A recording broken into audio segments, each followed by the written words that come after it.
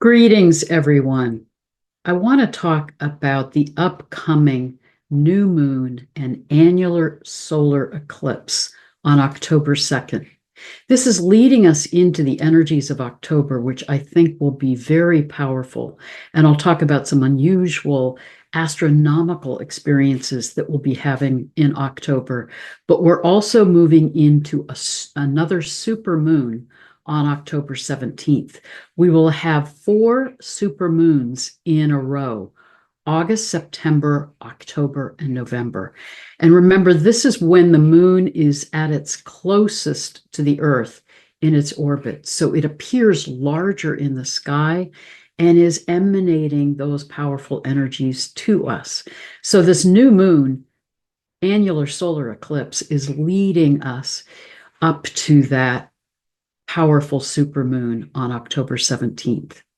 So let's look at the energies of this new moon and then talk about its meaning in the context of some of these other events that will be occurring in the month of October. Let's look at the chart. I'm showing you the chart of this new moon with some of the Kuiper Belt objects and centaurs and asteroids, because some of them will be very powerfully involved in this new moon. But you can see that we have the new moon with the sun and moon at 10 degrees of Libra, conjunct the south node in Libra, as well as exactly conjunct Maki-Maki, the Kuiper Belt object, Black Moon Lilith, which I'll describe in more depth in a minute, and also conjunct Mercury and Juno. So with this energy in Libra, remember the meaning of the sign Libra relates to that principle coming from ancient Egypt of Ma'at, that everything is meant to be in right balance, right harmony, right relationship with everything else.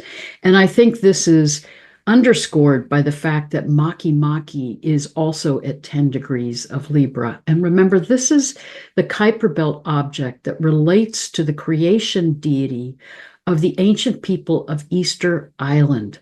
And I truly believe that some of the deeper meaning of Maki-Maki is about how are we remembering our connection with the creation, the sacredness of the creation around us, with the sacredness of the life on Earth. How are we in right balance in our ecosystem and in connection with the natural rhythms and natural law of the Earth? So as we're working this energy of Libra, which is about right balance, right harmony, we're being guided to attune to how we're in balance with the energies of the Earth and the life around us, or how we're out of balance with that. It's also significant that this new moon is opposite another Kuiper Belt object, Salacia, which is coming from that Roman mythology about the sea nymph who marries Neptune. And part of what I think is interesting about Salacia is she was associated with the waters, the deep waters of the ocean, with salt water, with the energy of sunlight on the surface of the sea, and also the calmness of the sea. Think of how then she's connected with the oceans, our source on the planet, and calling us into the depths of our connection with the sea, our source. And she's very connected as a sea nymph with the other life forms in the sea. And a dolphin in particular is very prominent in the mythology about Salacia and Neptune. So I do believe she's calling us into connection with the sea, our source, with the dolphins and the whales, and that reminder again of our interconnectedness with the life on Earth and the life in the sea. And she also being the wife of Neptune, brings her energy of connection with that sacred feminine wisdom of the sea, of source, into relationship with Neptune, who is also the god of the sea, but he was associated with storms and was known to have a violent temper. So there's a way in which the energy of Salacia helps us come into calmness and come into balanced relationship with each other. Alan Clay would say she represents a higher level of love and our consciousness of how we are in relationship. So again, there's a very powerful theme here about how do we, at the time of this new moon, honor the energy of balance and right harmony in our relationship with the life around us, in our connection with the sea, our source, and in how we are in relationship with each other. It's also significant that this new moon is in conjunction with Mercury, but also with Black Moon Lilith and Juno. Juno, again, is how are we in relationship? Juno signifying our most committed love relationship. How are we in balance in that aspect of our lives? And Black Moon Lilith is not an object. It's that location in the sky, in the relationship between the moon and the earth. The moon has an elliptical orbit around the earth, such that it has a part of its orbit where it's at its closest to the earth, which is when we have the supermoons, and then it goes to its point most distant from the earth. But Black Moon Lilith is that point that would be in balance with the earth in that elliptical orbit to create perfect harmony. And Black Moon Lilith is symbolic of where we connect with that sacred feminine wisdom to remember the meaning of being in true mutuality, right balance in our relationships. Black Moon Lilith refuses to be in relationships where there's a power over dynamic or a sense of being constricted and controlled. She calls us into honoring true mutuality. So again, there's a strong theme here about how are we in balance in these different aspects of our lives, in balance within ourselves, in balance in our closest relationships, in true mutuality with others, and in right relationship with the sacredness of the life around us. It's very significant that this new moon is also part of a grand square. You can see that it's squaring Mars in Cancer and also squaring that combination in Capricorn that I've spoken about a lot with Ixion, Pholus, Quaoar, Ceres. Ceres is an asteroid. Quaoar and Ixion are Kuiper Belt objects, and Pholus is one of those healing centaurs, along with Chiron and Chariklo and Nisus. Again, I think this combination is about how do we face those shadow aspects of ourselves. Ixion, who was this character that was thoughtless, impulsive, reactive, caught up in his own ego, his own self-absorption, didn't care about the consequences of his actions in relationship with others. And it's right next to Pholus saying, take the lid off what's not been seen, open up those shadow aspects of yourself and your ancestral lineage to come into healing so that we can, Quaoar, come back into balance, into harmony with all of life, and Ceres be in right relationship with the earth and nurturing in our relationships with each other.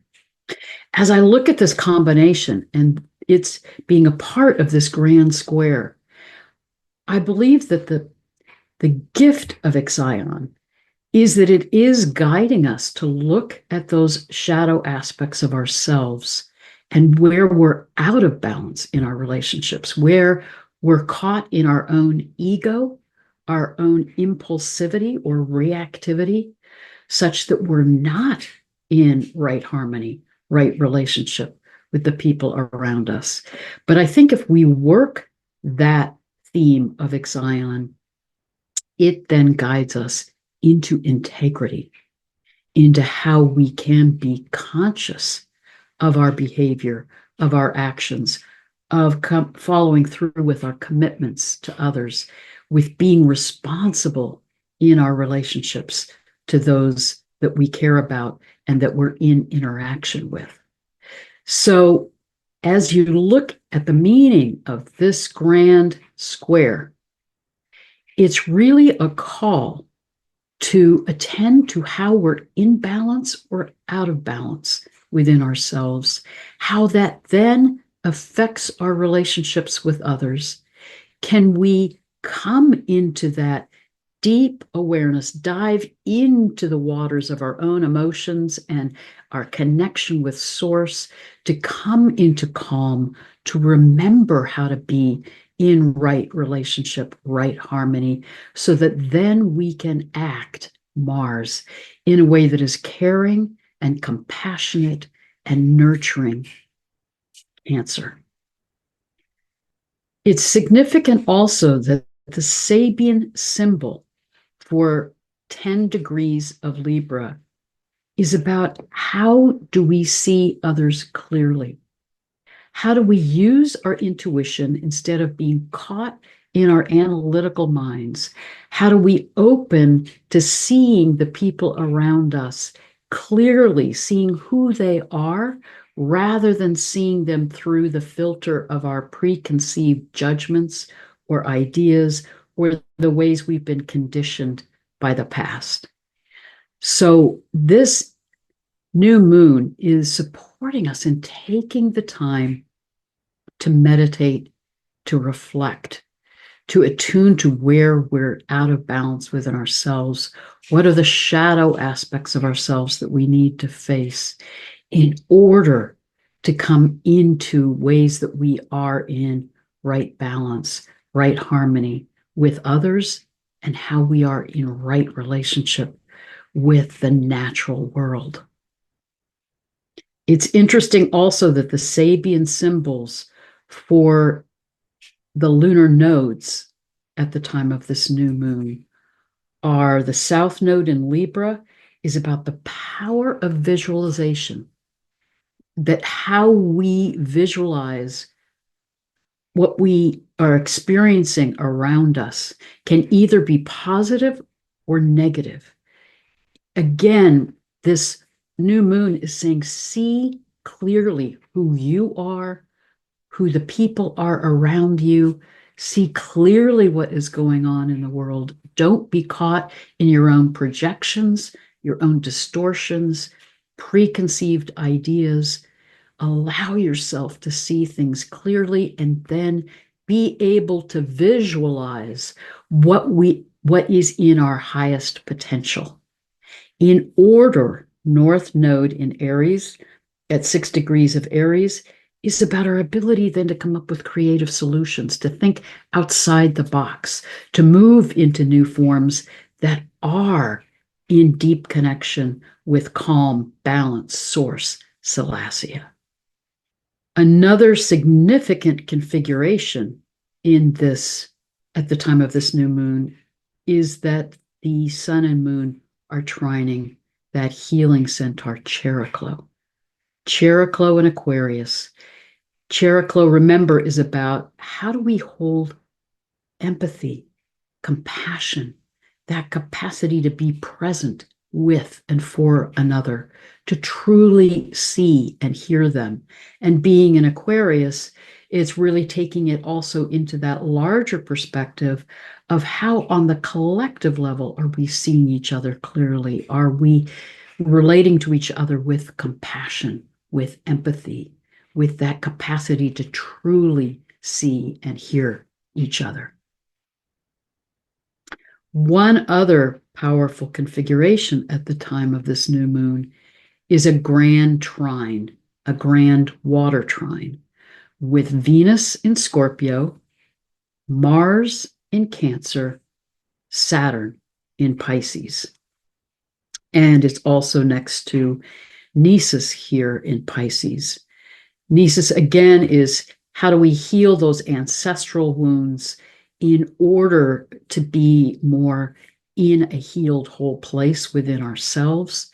Saturn in Pisces, how are we grounded in our relationship with spirit, in our connection with spirituality, in our remembrance of the oneness of all that is, so that we are acting from a place of compassion and able, Venus and Scorpio, to be in deep relationship with each other, to be able to be in deep commitment.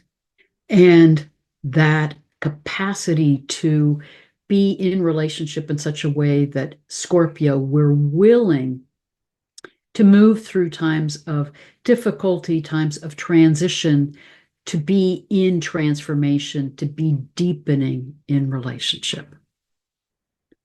It's a beautiful new moon, and it's a strong theme about honoring how we can come into balance and find that way to be centered within ourselves, to come from a place of calm and to let go of the filters that we may have from past trauma, from our past conditioning that cause us to project onto others or not see each other clearly. I think one of the challenges in the world in this time is the amount of misinformation, disinformation, distortion, illusion, lies that are permeating our collective consciousness. It's hard to know in the chaos and the turbulence and the amount of distortion, projection, disinformation, what's true and what's not true. And I think that part of what this new moon is saying, particularly in its connection with Celestia, dive deep into the oceans, our connection to source, dive deep into your own inner life, your own emotions and connection with source, to come into balance, to come into harmony, to then have discernment in how we see each other and what's going on around us. It's really important, as these lunar nodes talk about, in the turbulence of this time, what are we visualizing? And what is the level of our consciousness? And what are we projecting or emanating out into the collective consciousness?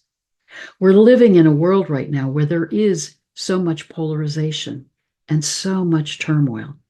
And we have algorithms on the social media that actually exacerbate the polarization, the reactivity, the ixion energy in the world.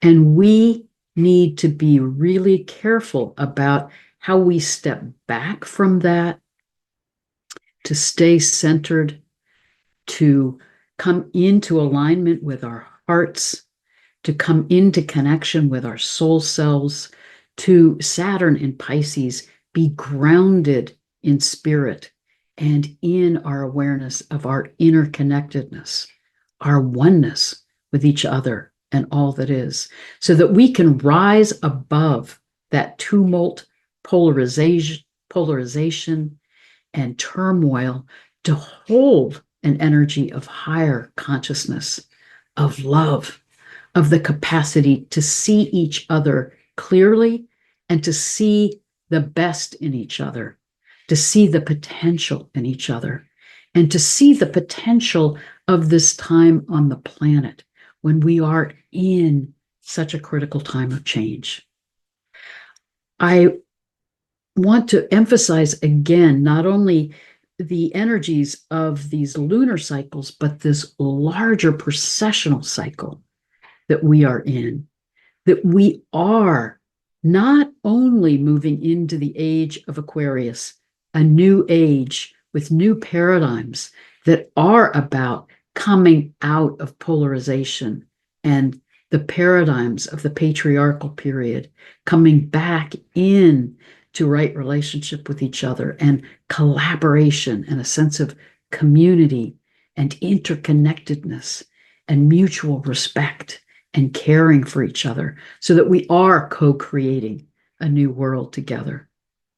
But remember also, from that perspective of the precessional cycle and its association with the Yuga cycle, we are moving out of the period of the Kali Yuga, the time of forgetting, the time in the precessional cycle when humanity hits its lowest level of consciousness, where we get most caught up in those shadow aspects of ourselves, where we do get caught in violence, turmoil, destruction to the environment. We forget our connection with spirit, with source. We get caught in ego and reactivity and a sense of separateness. This is all changing. Remember that what we're seeing in the world is the final expression of that shadow aspect of ourselves and the final gasp of the power over hierarchical, destructive paradigms. It is all coming to an end. And I hope to be interviewing next month Bibhu Dev Misra, the author from India who's written a brilliant book about the Yuga cycle called The Yuga Shift. And I'll be talking more about that in upcoming videos.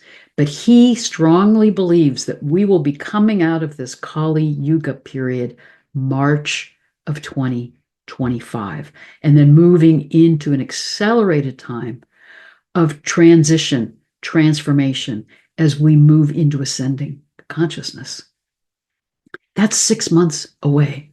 And I do believe this new moon, this lunar cycle, and the astronomical events that are occurring in October, which I'll talk about in a minute, are powerfully calling our awareness to the fact that we're in this time of shift.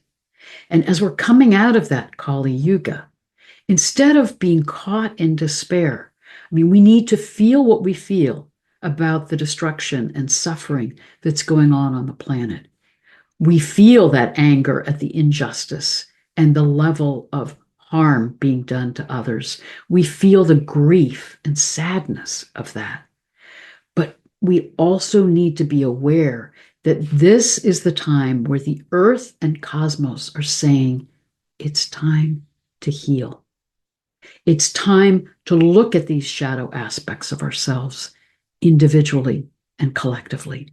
It's time to wake up and heal and see ourselves more clearly, see each other more clearly, remember our interconnectedness and our interdependence and our being a part of the oneness of all that is. And this new moon is saying, remember what it means to be in right balance, right harmony. Remember that energy of Libra, Ma'at, is that energy of the harmonic of the solar system, of our galaxy, of all of life, that everything is meant to be in its right relationship, its right harmony, so that as Kwawar, that creation deity, guides us, then we're singing with the song of the spheres and the song of each other and the song of all of life. This is what we're being guided into, that higher consciousness, that energy of love, of coming from our hearts to come back into connection, come back into right relationship, into mutuality, and to see the ways that we are out of balance so that we can heal and clear that and change those patterns. And this new moon is saying, take the time that you need to meditate and tune in. Where are you out of balance within yourself?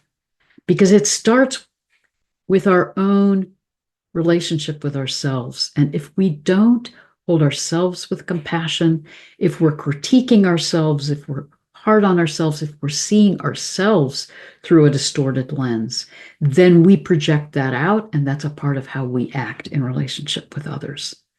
So start with how during this time of this new moon, you can hold yourself with love and compassion and see the ways in which you're out of balance in your relationship with yourself. Then that will support you in looking at the patterns in your relationships that are out of balance and how you can allow yourself to see those shadow aspects of yourself or those patterns that are coming from projection or distortion or reactivity or the pain from the past, and allow yourself to heal that. And again, the energies of this new moon are saying be supported in that by knowing you're held in the love of the cosmos that is seen in the complexity and the beauty of the life around us, in the depths of the calm and peace below the surface of the sea, the energies that Celestia is reminding us of, that we can come back into that connection with Source to be held and guided in this time. We've got two other significant astronomical events that are happening in October. As many of you may have heard, we're going to have a small asteroid as a mini moon that is visible in the sky from September 29th to November 25th before it moves out of the Earth's orbit. And the other astronomical event that's even more significant is we have a comet, the Tsuchinshan-ATLAS comet, that was discovered January 9th, 2023, that is now in its orbit close to the Earth so that it's visible in the sky. It is now visible in the sky before sunrise in the southern hemisphere and is moving into visibility in the sky in the northern hemisphere and will likely be most visible October 12th, the days and the few days before and after that. It will be seen in the northern hemisphere in the western sky, low in the sky just after sunset. And all of this is leading up to that supermoon on October 17th.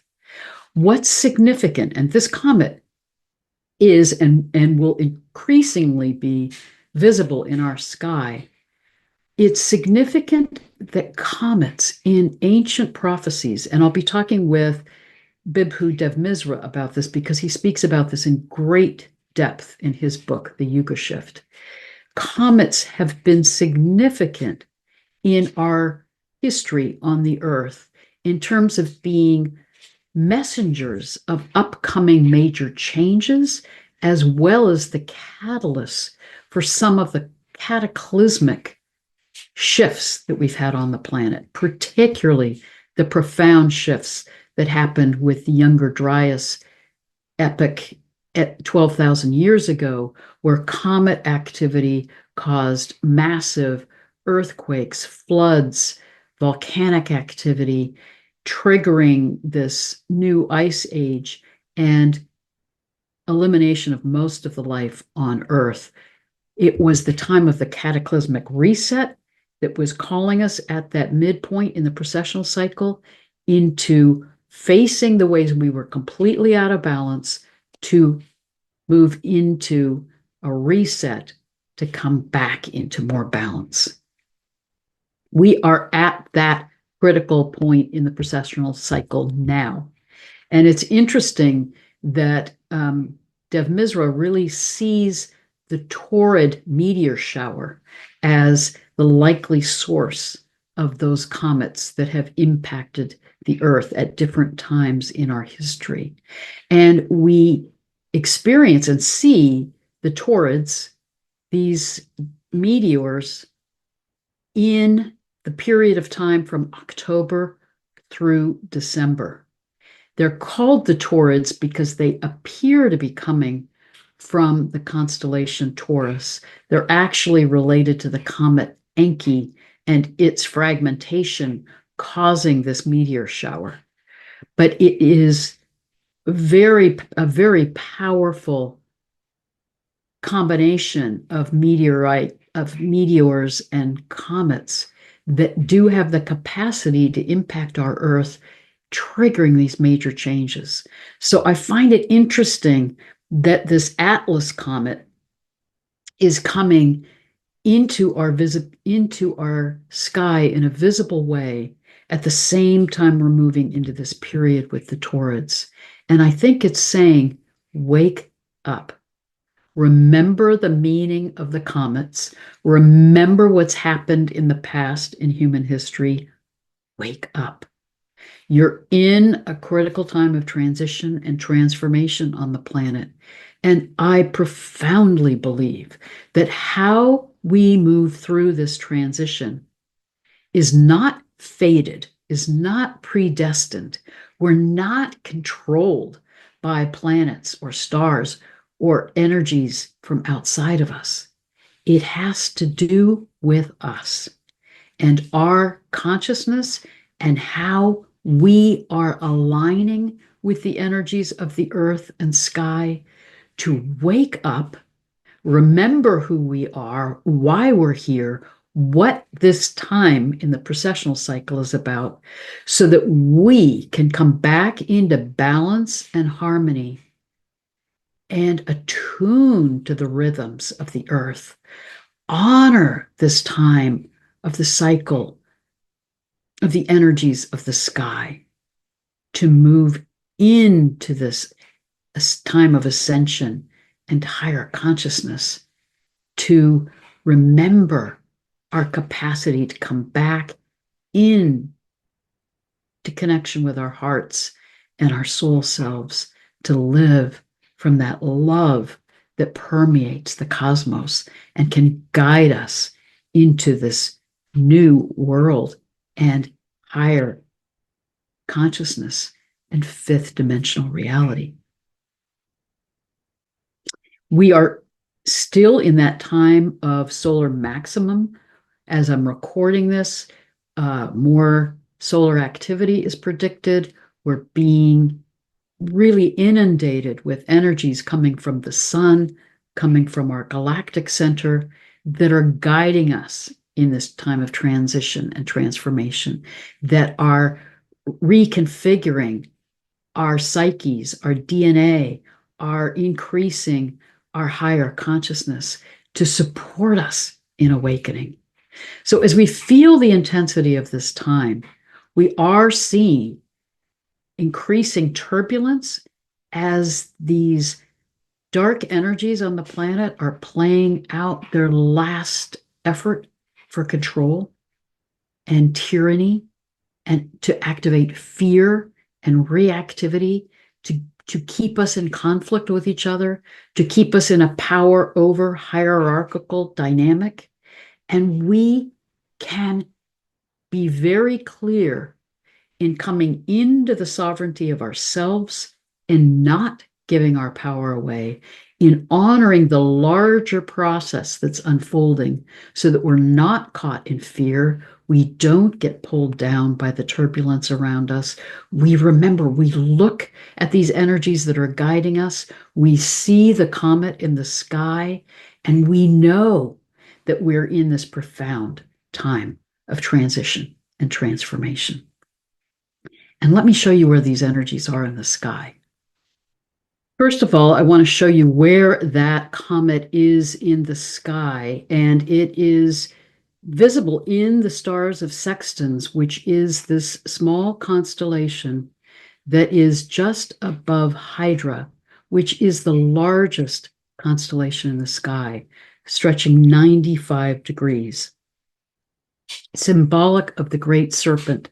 And remember, this is our oldest known image of the goddess. So again, part of the theme of this new moon, of this comet bringing us this message, is come back into connection with source and the energies of the sacred feminine to be able to come back into balance in this time.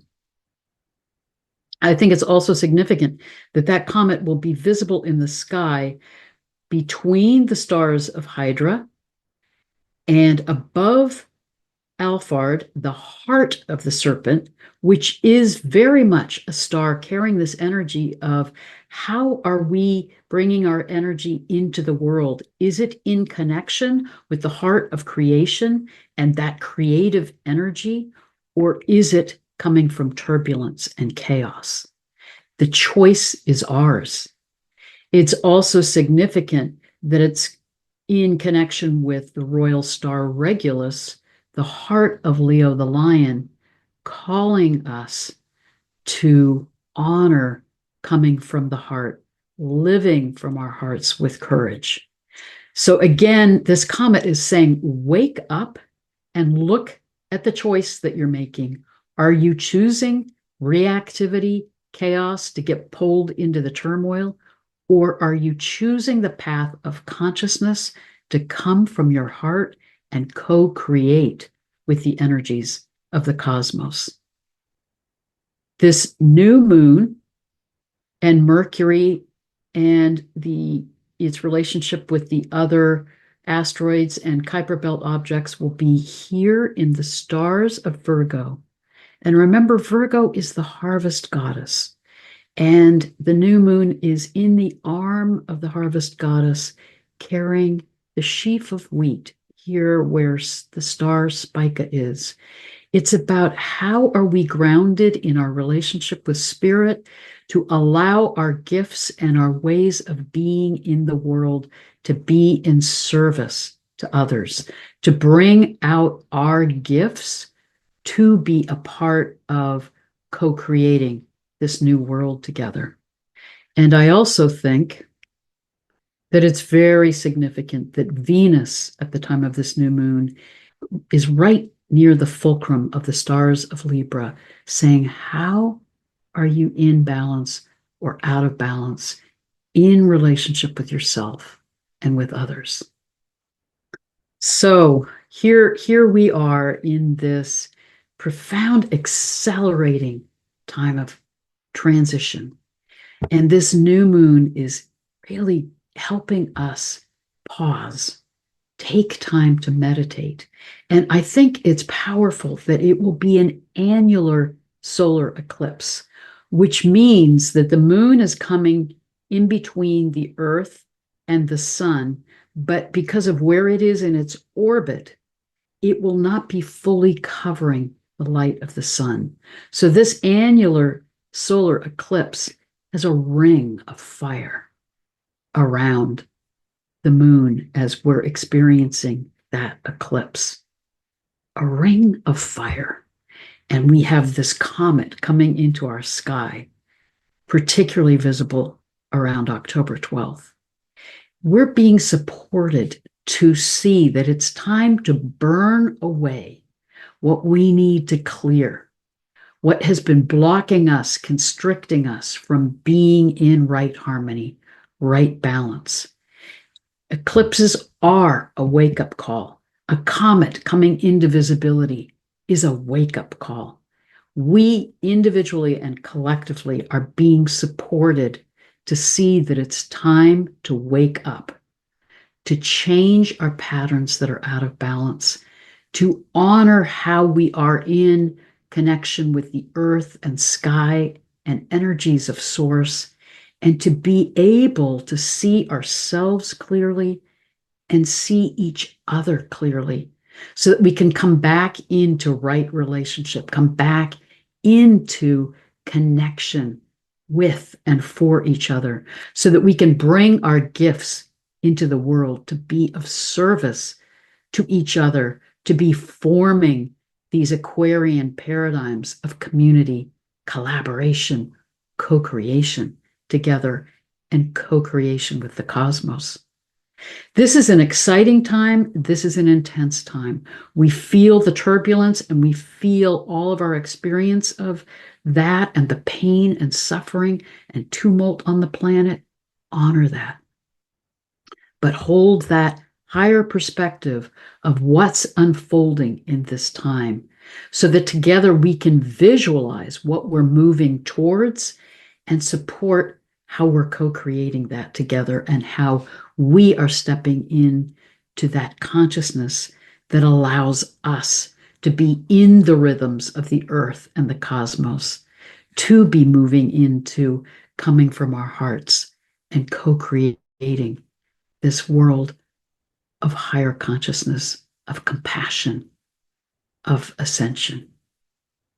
So, blessings and love to all of you as you experience this new moon, and may it support you in seeing yourself more clearly, holding yourself with compassion, and releasing those patterns that you need to release, releasing those distorted ways you may see yourself that then color how you see others, so that we can begin in the midst of the cacophony, disinformation, distortions that we're surrounded by, so that we can see clearly and see through the eyes of love and through the wisdom of the cosmos, to be energizing the way in which we can be moving into this new world together. Again, blessings and love to all of you. Blessed be.